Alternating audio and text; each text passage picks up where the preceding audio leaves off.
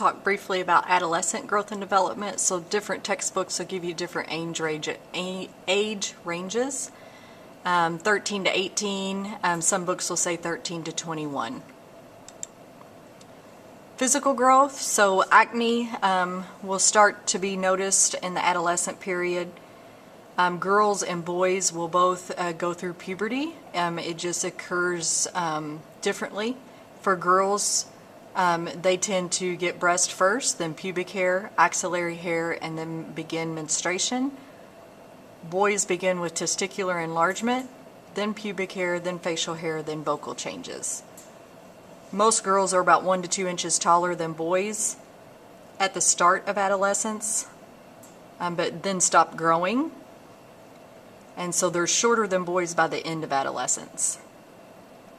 Boys typically grow about 4 to 12 inches in height and gain about 15 to 65 pounds during adolescence. Girls grow about 2 to 8 inches, so less, and gain about 15 to 55 pounds, so about 10 pounds less. Heart rate and respiratory rate decrease slightly. Heart rate normal is considered 70, respiration normal is considered 20. Blood pressure increases slightly to 120 over 70, which is around your adult normal ranges.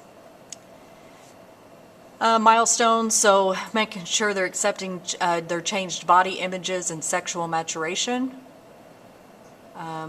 They like more adult forms of recreation like music, texting, chatting, sports. Peers are very important to them. Social interactions very important. They may want to start getting part-time jobs to earn their own money. Erickson's theory is identity versus role confusion. Adolescents start to learn who they are and who they want to be, or they should. Safety, motor vehicle safety, no texting while driving. Firearms, make sure they know the safe handling of a gun. Always consider all guns loaded and lethal. Self-harm, we want to make sure that we're evaluating whether there's a potential for self-harm or substance abuse. Remember, adolescents view themselves as invincible, so they can go, or they think they can go 110 miles an hour down the interstate and it's not going to hurt them. Or they can hill hop or play chicken on the road and it's not going to hurt them. Increased number of calories is needed during adolescence. A variety of sources from foods are necessary. Females may require a higher iron intake.